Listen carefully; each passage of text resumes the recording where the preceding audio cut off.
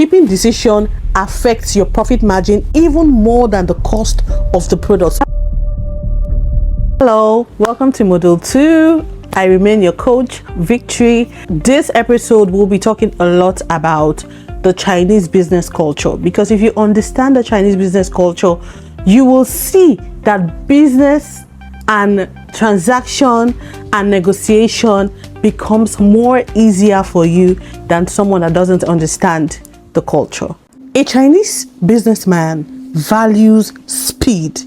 I mean, the speed at which you ask, he responds, and you go ahead to make a commitment, whether a commitment in samples or the actual product. They value speed. They see you as a person that is serious, and they would want to open up more opportunities for you to be able to achieve your goals. So speed is very, very important to a Chinese man. The second is long-term relationships.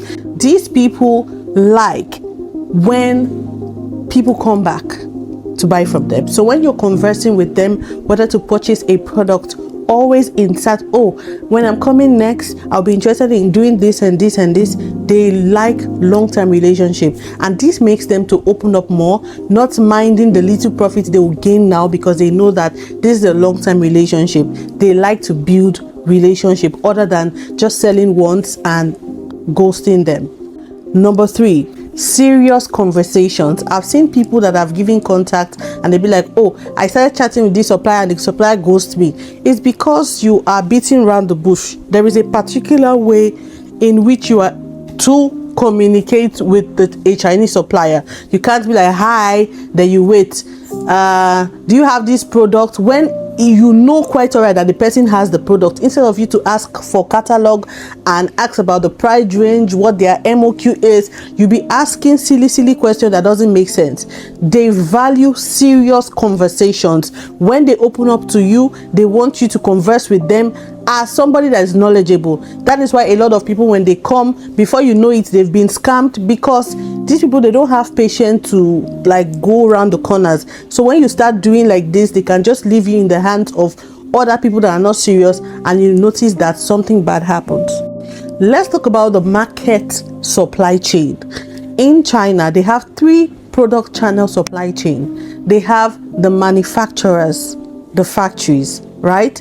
They have the distributors and the wholesalers, and they have the stock market. So the manufacturers, they manufacture, they produce for brands and entities, whilst the distributor, they collect from these manufacturers and these factories, they come and distribute. So you're getting at a wholesale price. Whilst the stock market is the cheapest market, because stock being produced by manufacturers, whether they have leftovers or just overstock product, they sell this stock at almost half of the price you get it in the wholesale market. So it depends on the product you're coming in for.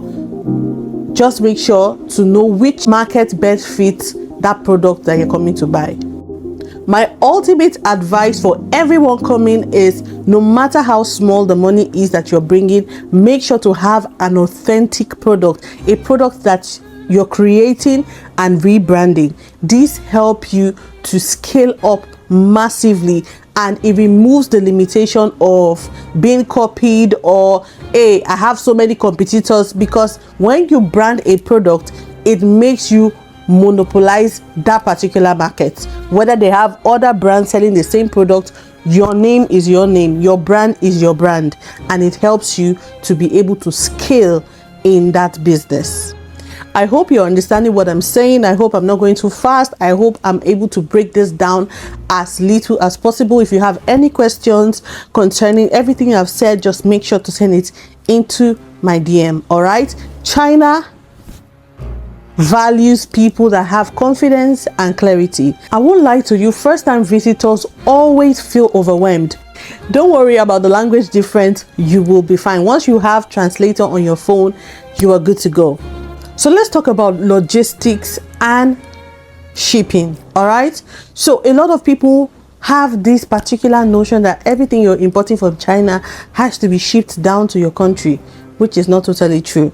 I'll tell you for a fact that if you're coming, don't bring too many load, just have one hand luggage. It's good. So it depends on the airline you are using. You might have a 46 kg free or a 69 kg free. It depends on the airline you are using. Try to confirm that so you know exactly how much free space that you have. Like I said, depending on the product you are purchasing, that will determine the mode of logistics you'll be using. Let's take for an example, you have hairs, right? I would not recommend that you use sea shipping for hairs. You can take it immediately you leave China. You can even send it ahead. Let's say you land in China, 1 week later you send your goods out. It takes 1 week or 3 days, gets to your destination and waits for you. And mind you, you still have your free luggages that you can also add. So those light things, carry it along. 23 kg is about $300. It's better, especially for light goods. So whatever you are buying, have this at the front of your mind, that I would have to send this. Will I be using sea shipping or air? Will I be using express or normal?